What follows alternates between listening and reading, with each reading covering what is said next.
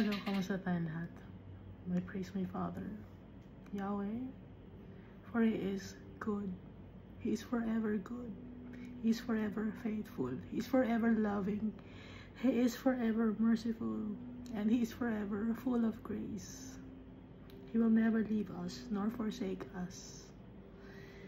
And I thank my Jesus Christ, the Lamb of God, the King of Kings and the Lord of Lords, whom the Almighty Father had given power, authority, and dominion over all things. And because He is faithful to the Holy God, He was given eternal kingdom that will never end, and He will reign with us in His kingdom, because we are His friends. We are the friends of Jesus Christ. We are the friends of our Redeemer. So we are blessed. And now we have a hope and a future because of Jesus Christ. He introduced us to our Father. And now we are not orphans anymore. We have hope for the future because we have our Father with us. And we have to thank Jesus for giving His life, for redeeming us. Last time we read Joshua chapter 10. So it's about the battle that Joshua had faced together with the children of God, the Israelites. And Joshua requested the Almighty Father, no, that the sun stand still, hindi bababa ang araw. And the Holy God allowed it.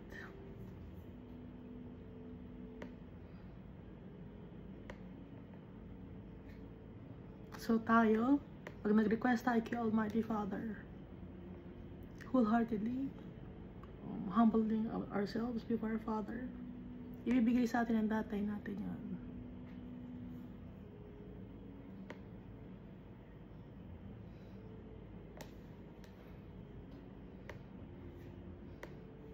So dito sa Joshua chapter 10 din, pinapakita dito,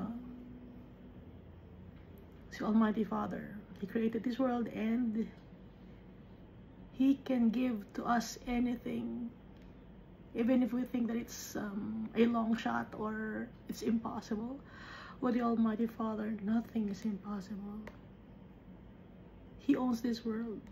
Leviticus chapter 25 verse 23.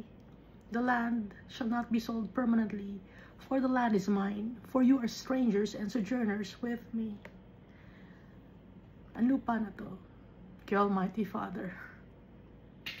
Kaya hindi natin ito maiaangkin. At kung may mag-aangkin man, in the long run, saan sila napupunta? Saan napupunta yung kanilang kaluluwa? Kung sila ay wicked, napupunta sila sa eternal damnation. At yung body, saan napupunta? Magiging bumabalik sa lupa. Magiging lupa din. Kaya hindi tayo dapat matakaw sa lupa, kasi babalik din tayo sa lupa.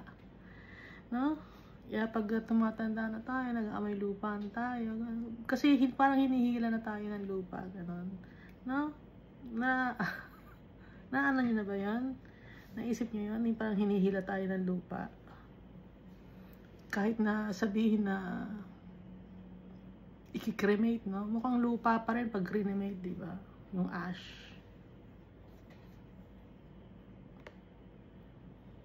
Kaya wag tayo magagawan sa lupa.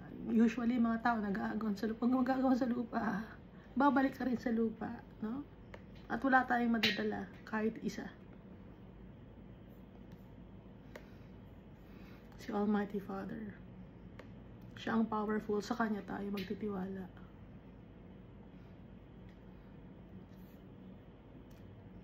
Ever since, nung ginawa niya tong mundo na to, up to now, hindi nagbabago si Almighty Father. Up to now, mahal na mahal niya ang kanyang mga anak.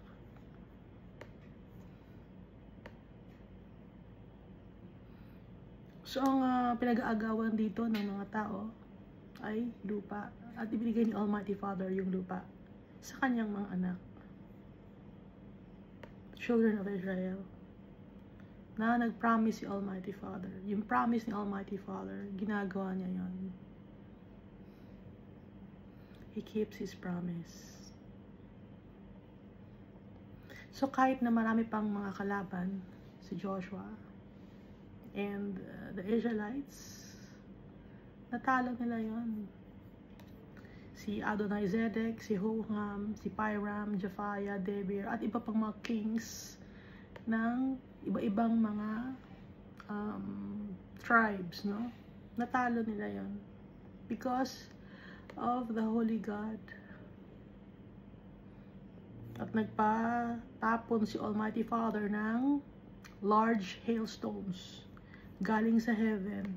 At mas marami pang namatay na tao dahil sa large hailstones na galing sa heaven compared sa mga napatay na mga Israelites with sword.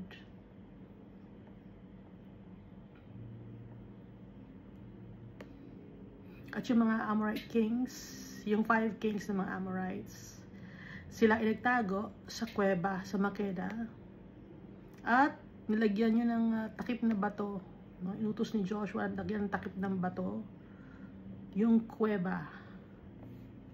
And then after some time, nung natalo na nila ang ibang mga lugar, pinalikan nila ang mga kings, yung king of Jerusalem, king of Hebron, king of Jarmuth, king of Lachish, and king of Eglon.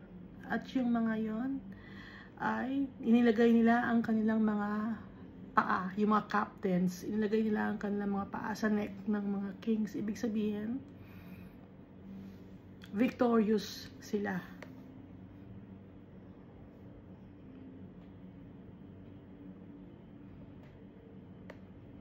At sila, yung mga kings, ay ibinigti sa tigi-isang puno, sa 5 puno yun, nakabigti sila. So, ibig sabihin, they were accursed.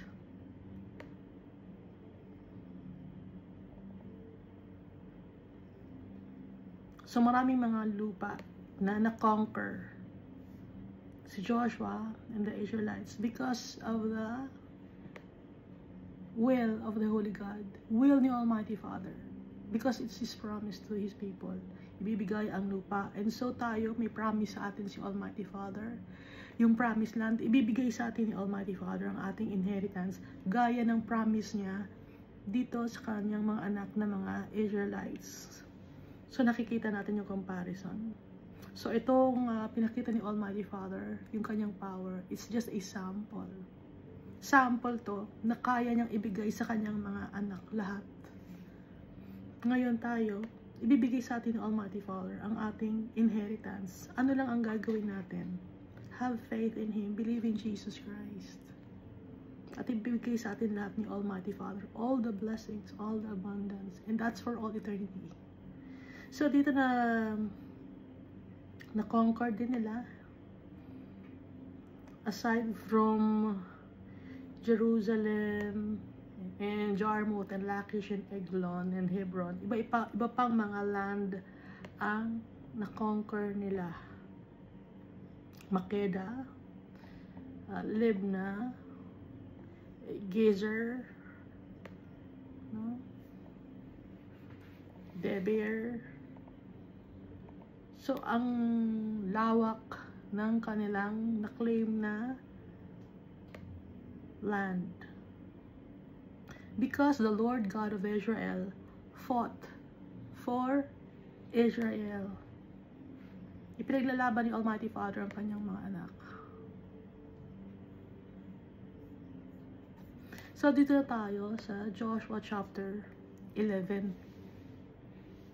And it came to pass, when Jabin, king of Hazor, heard these things, that he sent to Jobab, king of Madon, to the king of Shimron, and to the king of Akshap.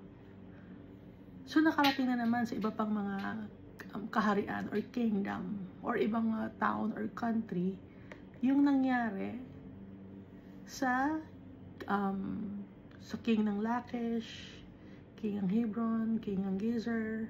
So, kalat yung ganong usapin. Kaya, nung narinig ng king of Hazor, na si Jabin, pinatawag niya si Jobab, king of Madon, at pati na rin yung king of Shimron, pati na rin yung king of Akshap. So, iba-ibang lugar ito, no? So, kung titignan nyo yung map ng Israel ngayon, yun yung mga na-conquer ni Joshua. At yung bandang kanan, no, before the River Jordan, yun naman ang kay Moses. Bago kasi nagkaroon ng battle si Joshua dun sa ibang mga pagkatawid nila ng Jordan River, saka sila nagkaroon ng battle sa ibang mga tao. Pero bago sila tumawid, naiwan, diba, si Moses doon, at doon na kinuha ni Almighty Father si Moses. So bago kinuha ni Almighty Father si Moses, nakakonquer pa ng land si Moses. Yun ay dahil sa tulong ni Almighty Father. Verse 2 in Joshua chapter 11. And to the kings who are from the north, in the mountains, in the plain south of Shineroth, in the lowland, and in the heights of Dor on the west. Verse 3, to the Canaanites in the east and in the west, the Amorite, the Hittite, the Perizzite, the Jebusite in the mountains, and the Hivite below Hermon in the land of Mizpah. So makikita nito may Hivite din, pero yung Hivite kasi kalat-kalat din sila, no? Kagaya ng mga Hittites, nakakalat din sila. Although pareho sila ng mga nakaalaban ni Joshua, binabanggit din dito kasi may mga ibang mga lahi, kaya nga tawag sa kanila mga Hittites, no? Or Perizzite, anak ni Perizzite, doon naman sa ibang lugar na tumira. Or anak ni Jebusite, doon naman sa ibang lugar tumira, no? Ngayon, meron namang Hivite, pero hindi ito yung mga Gibeonites, no? Na tumira naman sila below Hermon in the land of Mizpah. Kaya tinatawag silang Hivite kasi nga yun yung kanilang lahi, yun yung kanilang tatay, patriarchal. Kaya yun ang kanilang tawag sa kanila. Example tayo, kung ano yung surname natin, di ba galing sa tatay yun? Patriarchal kasi. Kahit noon pa, ganon. O saan nakatira yung ganong lahi? Yung ganong mga surname, saan nakatira? Di ba ganon ang tawag natin? Or pag nagbe-mention tayo ng mga tao, oy, anong apelido mo? Ay, doon ka ba nakatira sa ganong lugar? Kasi nga, sama-sama, usually, yung mga pare-pareho ang surname. Or pare-parehong tribe. Kaya ganon din dito sa Bible. Verse 4, so they went out, and they and all their armies with them, as many people as the sand that is on the seashore, in multitude, with very many horses and chariots. Ang dami. Napakadami. Ang daming army. As many people as the sand that is on the seashore, in multitude. Parang mga buhangin yung tao sa sobrang dami. At marami ring mga kabayo at mga chariots. So ang kalaban nila, Israelites. Pero ang dami ng kalaban ng mga Israelites. Pero hindi sila natatakot. Kaya ang laging nire-remind ni Almighty Father, do not be afraid. Kasi nga, konti lang sila compared sa kanilang mga makakalaban. Verse 5, and when all these kings had met together, they came and camped together at the waters of Merom to fight against Israel. Ang dami nila. Nag-assemble sila. Nagkaroon sila ng meeting place. Doon sila nag-meet. Nagsama-sama sila ng mga iba-ibang lahi. No? King ng Hazor, King ng Madon, King ng Shimron, King ng Akshap, yung mga tao-tauhan nila. Pati na yung mga Amorite, Hittite, Perizzite, Jebusite, Hivite, at Canaanites na iba, nagsama-sama sila, joint forces. So, ang mga tao, kahit na mag-joint forces, kung si Almighty Father ang kalaban nila, hindi sila mananalo. Kaya kung si Almighty Father ay nasa sa atin, lagi tayong panalo. Kahit mag-isa lang tayo. Hindi tayo pababayaan ni Almighty Father.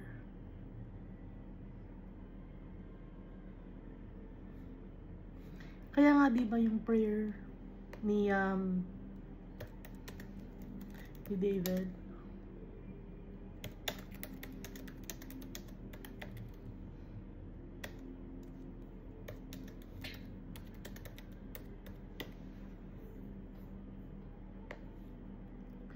yung prayer ni David sa Psalm 23 verse 4, "Yea, though I walk through the valley of the shadow of death, I will fear no evil, for you are with me. Your rod and your staff, they comfort me." So tayo, mag-isa tayo dito sa mundo, kahit sabihin natin may pamilya tayo na nakakausap or nakakasama. Pero yung mga battles or yung mga problems na na-experience natin, mag-isa lang tayo. Iba yung problema ng kahit anak mo or magulang mo, ibang problema nila, tayo rin, iba rin ang problema natin. Kaya nga tayo ay mag-isa lang dito naglalakad sa mundong do, kahit na meron kayong mga pamilya, iisa lang, no? Tayo. Kaya mag-isa lang tayo, kaya hindi tayo dapat matakot. Dahil sino kasama-sama natin? Si Almighty Father. "For you are with me. Your rod and your staff, they comfort me." Kaya nga, di ba may mga taong they kill themselves? Kasi naiisip nila na mag-isa sila kahit na may mga kaibigan sila. Kahit na may family sila, naiisip nila na mag-isa lang sila, kaya they kill themselves. Pero tayo, hindi tayo nag-iisa. Dahil kasama natin si Almighty Father. Kahit ngayon mag-isa tayo sa mundo, mag-isa tayo battle sa problema, bawat tao may problema, kasama natin si Almighty Father. Siya ang nagka-comfort sa atin. Kaya hindi tayo dapat matakot.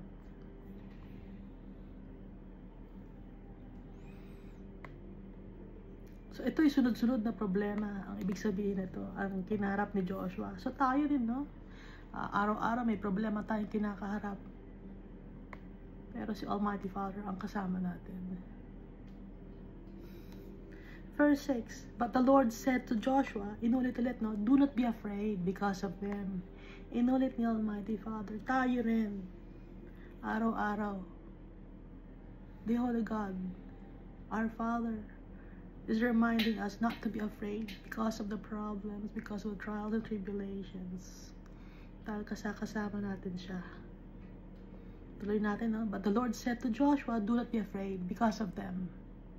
For tomorrow about this time, I will deliver all of them slain before Israel." Si Almighty Father ang gagawa lahat ng bagay.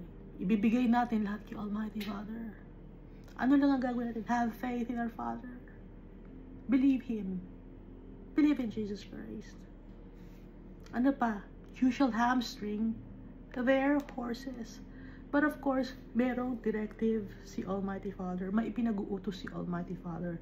Like dito kay Joshua, anong pinag-uutos niya? Hamstring their horses and burn their chariots with fire. So tayo, ano ang pinag-uutos sa atin ni Almighty Father? Magtiwala tayo sa Kanya. Sundin natin ang Kanyang mga pinag-uutos.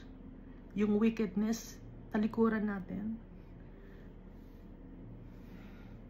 Sunugin natin yung mga bagay na hindi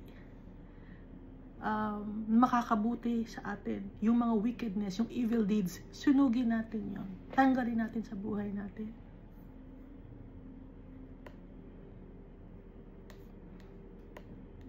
Yun ang pinag-utos kay Joshua, i-hamstring yung horses and burn their chariots with fire. Sa atin, anong pinag-utos ni Almighty Father? Tigilan na natin ang mga ating kasalanan. Magtiwala tayo sa Kanya. Magtiwala tayo kay Jesus Christ. Sundin natin ang mga utos ni Jesus Christ. Yung mga kasalanan na paninirang puri, tigilan na natin yan. Nagsisinungaling. Lahat ng mga wickedness, tigilan natin. Verse 7. So Joshua and all the people of war with him came against them suddenly by the waters of Merom, and they attacked them. So, nagkaroon na ng battle. Lahat ng yung mga tao, ng mga Israelites, pati na rin yung mga kalaban, umatake na. And the Lord delivered them into the hand of Israel. Natalo nila yung mga kalaban nila. So tayo, matatalo rin natin ang mga bondages of this world.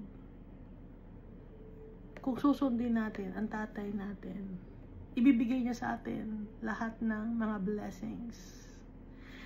Ulitin natin, ano? Joshua chapter 11 verse 8. And the Lord delivered them into the hand of Israel, who defeated them and chased them to Greater Sidon, to the brook Misrephoth, and to the valley of Mizpah eastward. They attacked them until they left none of them remaining. Yung bondage of sin and shame, durugin natin. Palikdan natin. Mag-decide tayo. Idolatry, sexual immorality, greediness, tanggalin natin sa atin. Be helpful to people. Tanggapin natin ang mga tao, kahit ano pa sila. Dahil si Almighty Father, tanggap niya tayo. So, mga kalaban natin ay mga principalities and evil forces or evil powers of this world. No? Verse 9, so Joshua did to them as the Lord had told him. He hamstrung their horses and burned their chariots with fire. Di ba inutos si Almighty Father na i-hamstring ang mga horses? Ano ba yung hamstring? Ang isang kabayo, pag tumatakbo, meron siyang muscle sa paa, sa hind legs niya. Meron siyang 3 muscles. Gaya ng sa tao, meron din tayong 3 muscles sa thigh natin para mabilis tayong tumakbo, no? Alam nyo yun ba? Meron tayong ang tao, meron din tayong hamstring. Ano yung hamstring natin? Back of the thigh, quadriceps, yung front of the thigh, and adductors, inner thigh. Yun ang hamstring ng tao pag naglalakad tayo, di ba? Yun, dun nanggagaling yung lakas natin na maglakad. Sa hamstring natin, muscle yun. Ngayon, pag nasira yung hamstring natin, mahihirapan na tayo maglakad. Ganon din yung mga horses. Yung mga horses, ang hamstring nila, nasa hind legs nila. Meron din silang 3 muscles sa hind legs nila. Ano mga ba yung 3 muscles na sa science? Ano yung 3 muscles na yun? Ng kabayo. Yung biceps femoris, no? At saka itong ano ba to?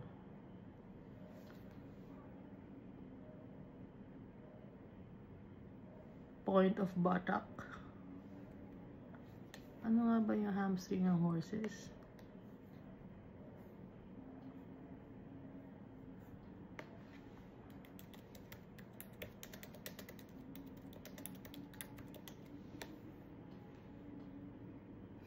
Biceps femoris, semitendinosus, and semimembranosus.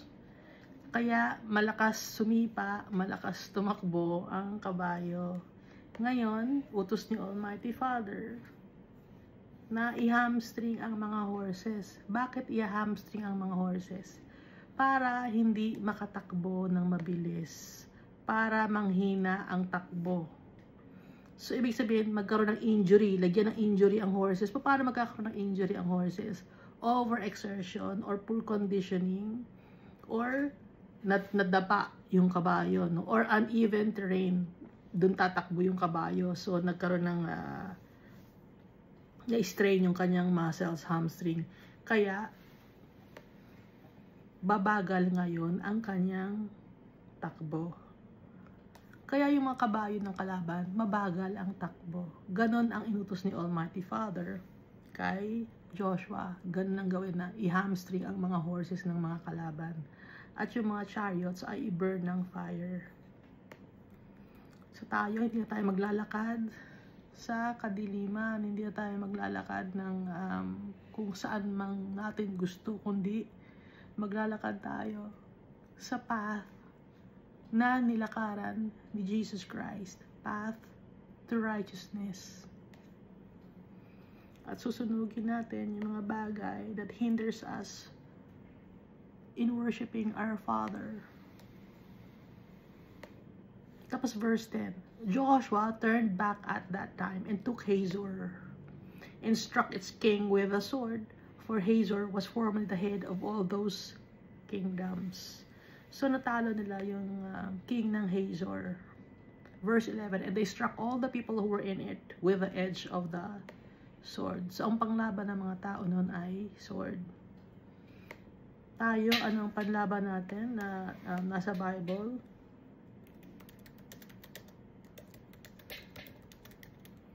Yung sword of righteousness. Sword of righteousness nga ba yun?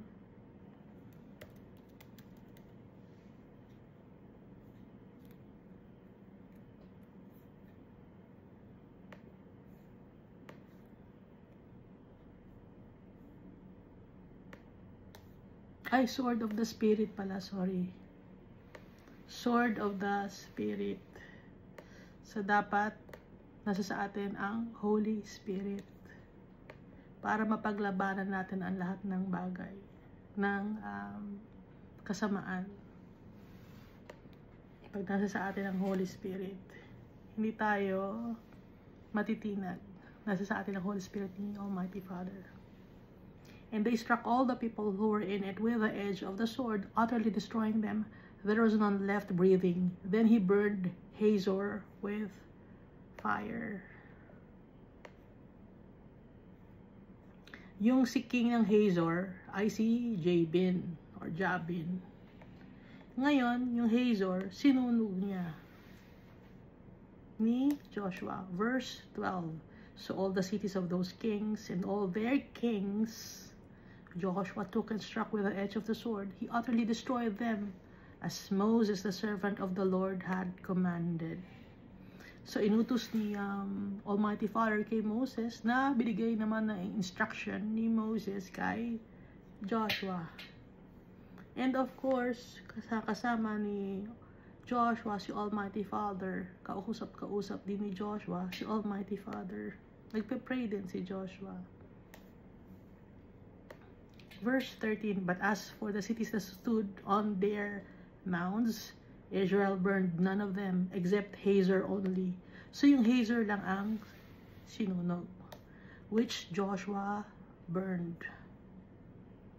Verse 14, and all the spoils of these cities and the livestock, the children of Israel took as booty for themselves. But they struck every man with the edge of the sword until they had destroyed him. And they left none breathing. Baka sabi niyo, bakit ang wicked naman ni Joshua? Pinatay lahat ng tao. It's because those people are wicked. Wicked. Meron silang idolatry.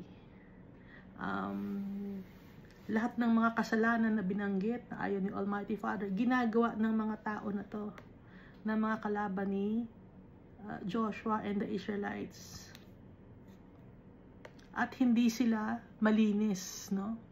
Hindi sila kumakain sila ng kung ano-anong mga bagay na makakahawa naman kung bubuhayin sila, makakahawa sa mga Israelites. Samantala yung mga Israelites, mga anak ni Almighty Father, malilinis yon. Meron silang sinusunod na mga dapat kainin at hindi dapat kainin. Samantalang itong mga taong Hivites, Perizzites, mga tao sa Hazor, kung ano-ano ang kinakain nila.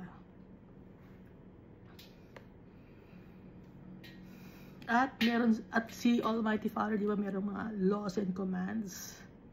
Ngayon, yung mga laws and commands na yon, ni Almighty Father, hindi yung ginagawa ng mga kalaban nila, kundi yun ay kanilang isinasabuhay ang kasalanan, isinasabuhay nila, hindi nila tinatalikdan yung mga kasalanan, kaya sila ay wicked.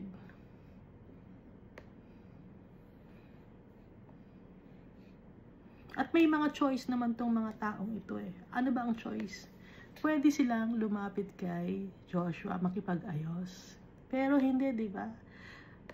Nagbigay nga ng example si Almighty Father. Yung mga Gibeonites, kahit malakas sila na lugar, nagpunta sila kay Joshua para makisama. May choice. Pero hindi. Ayaw ng mga King of Hazor, King of Madon, King of Shimron, King of Akshap, ayaw nila magpasako. Ayaw nila ng magandang buhay. Gusto nila magulo. Kaya ngayon, dahil ito ay punishment din ni Almighty Father sa mga tao na gusto ng magulong buhay. Gusto mamuhay ng kadumihan, wickedness, and evil deeds. Di ba, hindi ka pwede na yung mother-in-law mo, tabihan mo, di ba? Utos yon na nabasa natin sa Book of Deuteronomy. Ngayon, itong mga taong to, ginagawa nila yon. Naintindihan natin? Ginagawa nila na tumabi sila sa mother-in-law nila, tinatabihan nila yung asawa ng tatay nila. Ganun ang pamumuhay nila. Barbaric, no?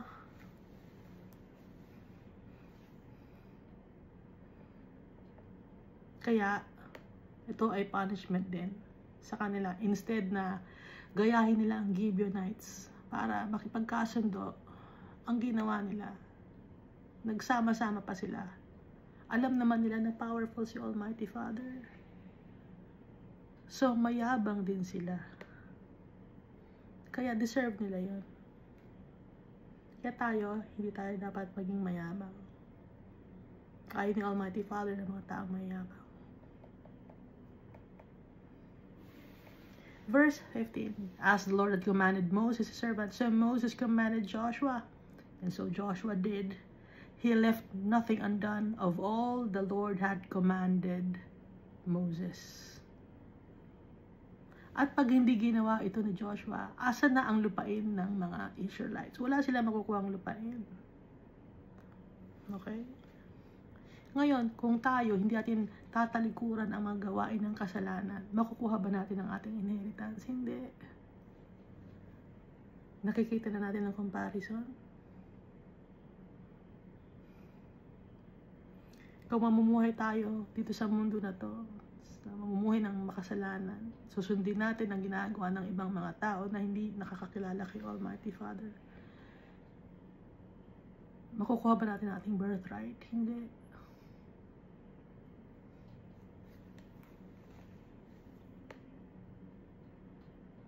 Verse 16. Then Joshua took all this land, the mountain country, all the south, all the land of Goshen, the lowland, and the Jordan plain, and mountains of Israel, and its lowlands, from Mount Halak, and the ascent of Seir, even as far as Baal-Gad, in the valley of Lebanon, below Mount Hermon. So, ang lawak ng lupa na binigay ni Almighty Father sa kanyang mga anak. He captured all their kings and struck them down and killed them. Joshua made a war long time with all those kings. So ito ay hindi lang nangyari ng isang araw, no? Dahil sa sobrang daming kalaban, hindi lang ito isang araw nila magagawa, no? So may process to. Verse 19, there was not a city that made peace with the children of Israel except the Hivites, the inhabitants of Gibeon. Walang nakipagkasundo sa mga children of Israel except the Hivites na nakatira sa Gibeon. And so all the others they took in battle. Verse 20, for it was of the Lord to harden their hearts. Inalaw ni Almighty Father na maging strong yung heart nila, yung aggressive at hindi nagpapasuko. Inalaw ni Almighty Father na maging ganong hearts ng mga inhabitants ng mga lugar na nakalaban ni Joshua and the Israelites, because that they should come against Israel in battle, that he might utterly destroy them, and that they might receive no mercy, but that he might destroy them as the Lord had commanded Moses. So ito ay isang example to destroy wickedness in the land, destroy wickedness on earth. Example of the Almighty Father. Verse 21, and at that time Joshua came and cut off the Anakim from the mountains. Alam natin yung Anakim, di ba? Yung mga Anakim, ito ang mga Nephilim. Kung i-check nyo yung Nephilim, nasa Genesis chapter 6, verse 1 to 4 to. Ang mga Anakim, ang ninuno nila, mga fallen angels. Angels of the Holy God. May nakita sila yung mga babae na humans, nagandahan sila, tinabihan nila, nakalagay sa Genesis chapter 6 verse 1 to 4. Basahin natin, ano, para naiintindihan ba ninyo itong Anakim, yung mga Nephilim to. Giant. Now it came to pass when men began to multiply on the face of the earth, and the daughters were born to them. So may mga babae na pinanganak. That the sons of God saw the daughters of men. Sino ba yung sons of God? Mga angels. Nakita nila yung mga anak ng mga tao, babae, that they were beautiful, and they took wives for themselves of all whom they chose. Kumuha sila ng kanya-kanya nilang asawang babae. Yung mga angels, na mga fallen angels, yes, meron silang power to change themselves, na magkaroon sila ng organ, ano? Kasi ang mga angels, wala talaga silang organ, but since they are fallen angels, na ano na sila, yung corrupted, corrupted sila, nagkaroon sila ng lust. Verse 3, and the Lord said, my spirit shall not strive with man forever, for he is indeed flesh, yet his days shall be 120 years. So, ang mamumuhay ang tao hanggang 120 years lang. They were giants on the earth in those days. Or there were giants on the earth in those days. And also afterward, when the sons of God came in to the daughters of men, and they bore children to them. So, yung mga giants, anak ng mga babae na tao at ng mga fallen angels, giants. Those were the mighty men who were of old, men of renown. So noon, may mga giants talaga. So yung mga giants na yon, galing yung sa mga fallen angels at sa mga babae na nagkaroon sila ng copulation. Ngayon, itong verse 21 ng Joshua chapter 11, ang tawag sa kanila Anakim or Nephilim. Nakatira ngayon sila sa from the mountains, from Hebron, from Debir, from Anab, from all the mountains of Judah, and from all the mountains of Israel. Joshua utterly destroyed them with their cities. Ngayon, before magkaroon ng the Great Flood, maraming namatay na mga Nephilim. Actually, lahat ng mga Nephilim namatay. Pero, si Noah, may asawa siya. And then si Noah, mayroon siyang 3 anak. at may asawa yung kanyang 3 anak na lalaki. So may mga lahi ng Nephilim yon.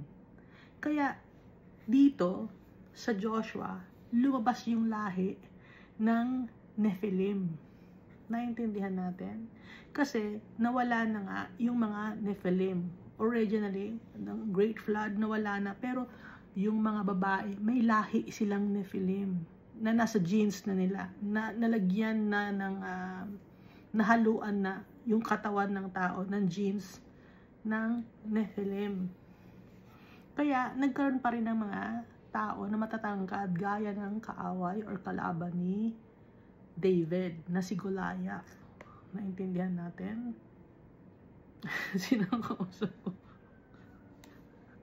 Ngayon, pati itong si Joshua, meron din silang mga nakalaban ng mga Anakim or Nephilim. And at that time, Joshua came and cut off the Anakim from the mountains, from Hebron, from Debir, from Anab, from all the mountains of Judah, and from all the mountains of Israel. Joshua utterly destroyed them with their cities. Verse 22.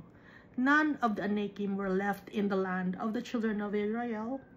They remained only in Gaza, in Gath, and in Ashdod. So, yung mga Nephilim, wala na sa land of Israel. Saan na lang sila napunta? Sa Gaza, sa Gath, at saka sa Ashdod. Kaya nga, itong si David, di ba ang kalaban niya ay Philistine, si David? Si Goliath ay isang Philistine. Yung Philistine, malapit siya sa Gaza.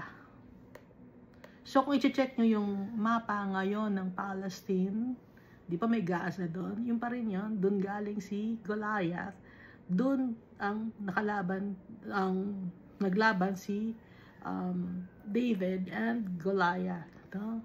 Malapit sa Gaza.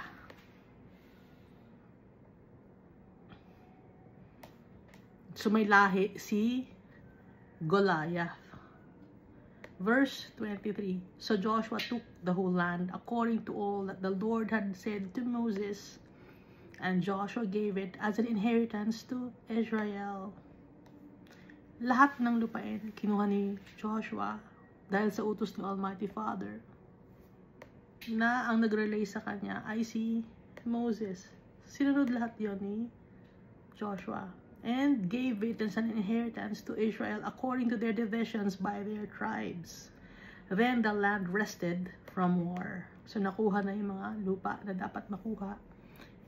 And the land rested from war. Wala nang naging war. Ngayon, si Joshua, ano siya, yung obedient siya. Alam nyo, ang laking lupa itong Israel, no? Pwede namang angkinin niya. Pero hindi niya ginawa. Mapagkakatiwalaan si Joshua dahil siya ang nag-lead sa mga tao sa war. Pwede niyang angkinin eh. No? Kung wicked lang si Joshua, pwede niyang angkinin ng lupa, pero hindi niya ginawa yan. Sinunod niya si Almighty Father. So, itong si Joshua, servant ni Almighty Father, servant of our Holy God, si Joshua. At siya yung nabuo yung land dahil sumunod siya kay Almighty Father. Ano nga ang meaning ng Joshua? Meaning ng Hebrew? Joshua or Yehoshua. Yahweh is salvation, or the Lord is salvation. Na meaning din ng name ni Jesus. Jesus is Yeshua. No? Mig sabihin, Redeemer, Savior.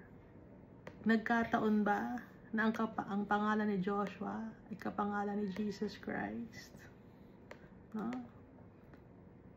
Ibig sabihin ito, alam na ni Almighty Father. So, after Moses, si Joshua. Pero si Joshua ay isang servant ni Almighty Father. Iba si Jesus Christ. Pero, yung pangalan niya, Same as Jesus Christ. No, ito ngayon ay parang nagbibigay si Almighty Father ng hint.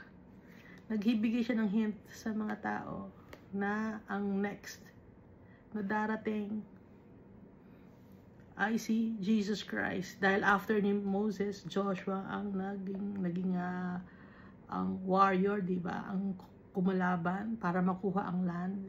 Ngayon tayo, si Jesus Christ dapat nasa sa puso natin para makuha natin ang ating inheritance. Susundin natin ang utos ng tatay natin sa atin. Huwag tayong matigas ang ulo. Gagayahin natin si Jesus Christ. Yes, Jesus Christ is perfect. For now, hindi tayo perfect. Darating ang time, magiging perfect din tayo. Like Jesus Christ. The Holy God will make sure of that. Dahil nakaprepare na ang plano ni Almighty Father. Inaantay na lang ang iba pang mga anak ni Almighty Father. Inaantay lang niya. Kaya tayo ay bumalik na sa tatay natin. Inaantay na niya tayo.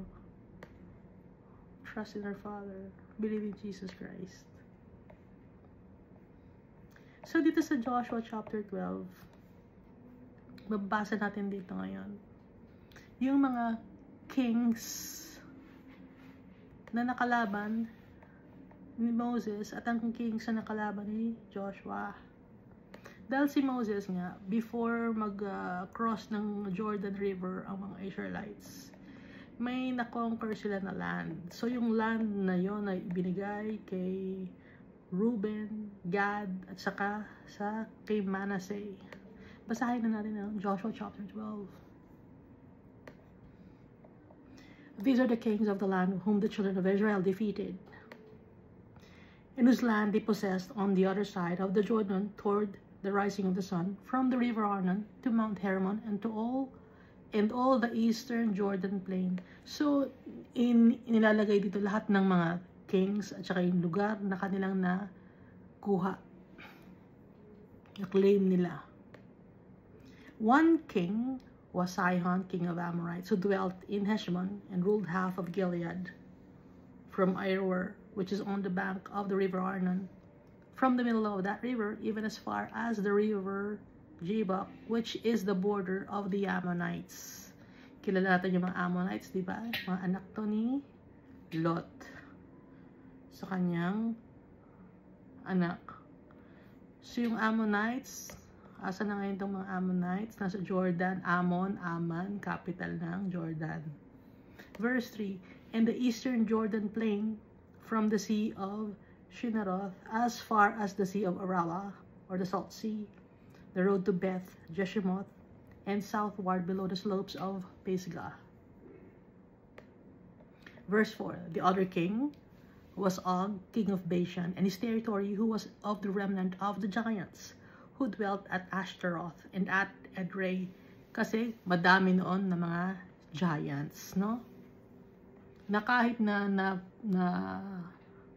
namatay na yung mga Nephilim nung the Great Flood, may mga anak pa din kasi na dumami, no? Dumami pa rin yung mga giants noon. Pero hindi na kasing dami ng dati nang bago ang Great Flood noon kay Noah.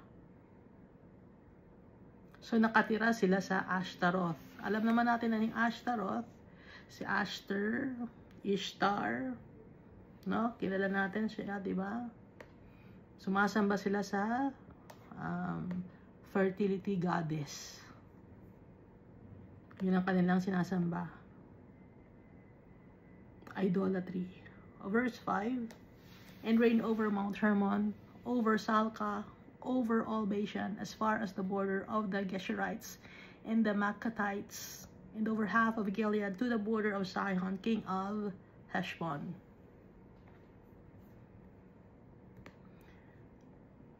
These Moses, the servant of the Lord, and the children of Israel had conquered. And Moses, the servant of the Lord, had given it as a possession to the Reubenites, the Gadites, and half of the tribe of Manasseh. Yung Reubenites, no, sila si Reuben, mga tribe ni Reuben. Doon ibinigay yung nakuhang land dun sa king of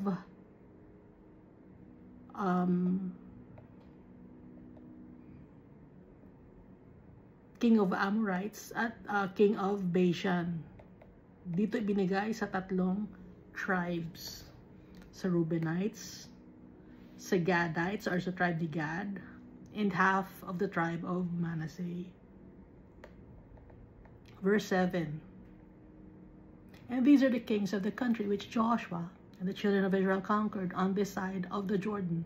So after nila mag-pass or cross over the Jordan River, ito naman yung mga na-conquer nila on the west from the Baal God in the valley of Lebanon as far as the Mount Halak and the ascent to Seir, which Joshua gave to the tribes of Israel as a possession according to their divisions. In the mountain country, in the lowlands, in the Jordan plain, in the slopes, in the wilderness, and in the south, the Hittites, the Amorites, the Canaanites, the Perizzites, the Hivites, and the Jebusites. Sino-sino itong mga to? So, nakalagay dito yung na-conquer nila. The king of Jericho, 1. The king of Ai, which is beside Bethel, 1. The king of Jerusalem, 1. The king of Hebron, 1.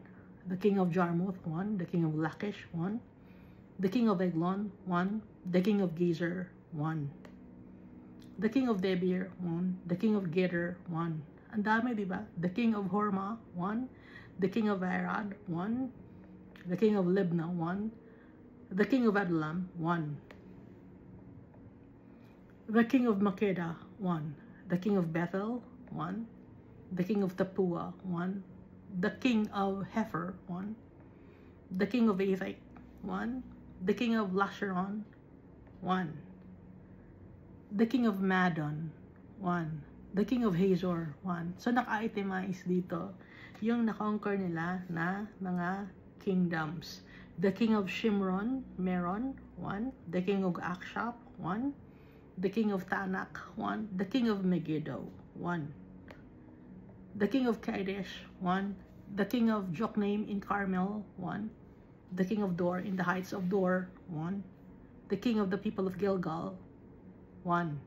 The king of Tirzah, 1. All the kings, 31. So, lahat, 31 kingdoms ang nakuha nila. Compared sa kung ilan lang ang mga Israelites, paano nila nakuha ang ganitong kalaking lupain? Samantalang, compare natin kung ilan lang ang mga Israelites sa kanilang mga na-conquer or mga nakalaban, paano sila nanalo? It's a miracle. It's because of the help of the Holy God, the Creator of the world.